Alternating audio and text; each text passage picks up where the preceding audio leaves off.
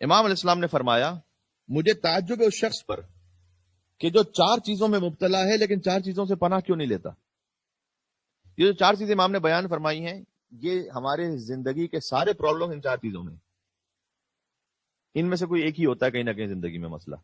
امام نے کہا کہ مجھے تعجب ہے اس شخص پر کہ جو ان 4 میں سے کسی ایک میں مبتلا ہے تو وہ پھر پناہ کیوں نہیں لیتا اللہ کی اس آیت سے کہ جو امام نے بیان کی. تو 4 آیتیں امام نے بیان فرمائی. پہلا امام نے فرمایا کہ تعجب ہے مجھے اس شخص پر کہ جو کسی خوف میں مبتلا ہے. فیئر، بہت ساری زندگی کے سارے پرابلمز اس کی جو روٹ ہے وہ فیئر ہے. جو کسی خوف میں مبتلا ہے وہ پناہ کیوں نہیں لیتا اللہ سبحانہ و تعالیٰ کی اس آیت کی طرف کہ حسبنا اللہ و نعم الوکیل. اللہ اکبر، یعنی میرے لیے اللہ ہی کافی اور وہی بہترین ریپرزینٹیٹو ہے. ونعم الوکیل کیوں؟ امام نے اس کی دلیل بیان کی.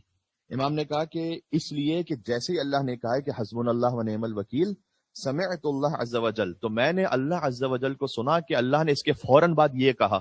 اچھا، یہ بھی امام علیہ السلام نے یہ نہیں فرمایا یہاں پر کہ میں نے قرآن میں پڑھا کہ اللہ عز وجل نے یہ کہا، میں نے اللہ کو سنا. سمعت اللہ عز وجل، میں نے اللہ سے سنا کہ اللہ نے حسبنا اللہ ونعم الوکیل کے فوراً بعد یہ کہا فانقلبوا بنعمت من اللہ وفضل لم یمسسہ سوء، کہ اللہ سبحانہ و تعالی نے ان کی مصیبتوں کو نعمتوں میں تبدیل کر دیا، اپنا فضل عطا کیا. لم یمسسہ بسوء یا سوء، کوئی برائی، کوئی شر اب پہنچے گا نہیں اس تک کہ جس نے اللہ سبحانہ و تعالیٰ کو اپنا وکیل بنا لیا ہے. تو مجھے تعجب ایسے شخص پر کہ کیوں وہ خوف میں مبتلا ہے لیکن حسبنا اللہ و نعم الوکیل کا سہارا نہیں لیتا.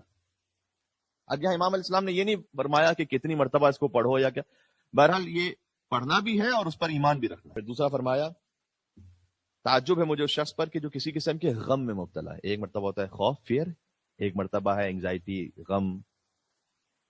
تو وہ اللہ کے اس کلام کی طرف پناہ کیوں نہیں لیتا؟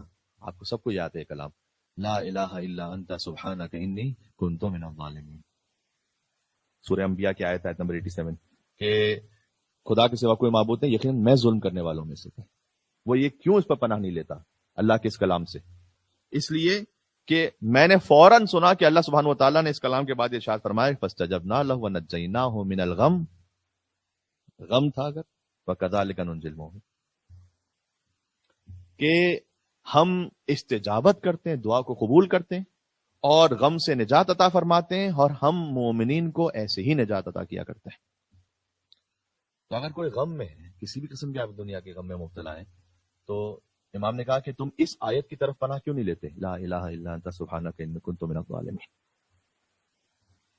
تیسرا امام نے فرمایا کہ اگر کسی کے ساتھ کوئی فراڈ ہوا ہے، مکر ہوا ہے، کوئی دھوکہ ہوا ہے.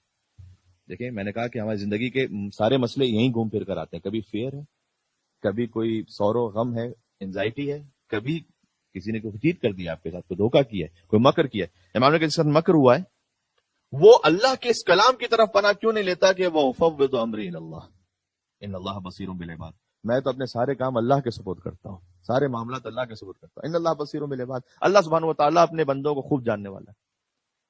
اس لیے امام نے کہا کہ چونکہ میں نے اس کے فوراً بعد یہ سنا، سورہ غافر کی آیت ہے، آیت نمبر 44 تھی، میں نے پڑھی ہے، 45 پڑھ رہا ہوں، اس لیے کہ اللہ نے اس کے فوراً بعد یہ کہا ہے فوقاہ اللہ سیئات ما مکروا، کہ بس جو اس پر یقین رکھنے والا ہے وہ فوض امری الی اللہ ان اللہ بصیر بالعباد، اللہ سبحانہ و تعالیٰ نے ہر مکر سے جو اس کی طرف آنے والا تھا اسے محفوظ فرما دیا.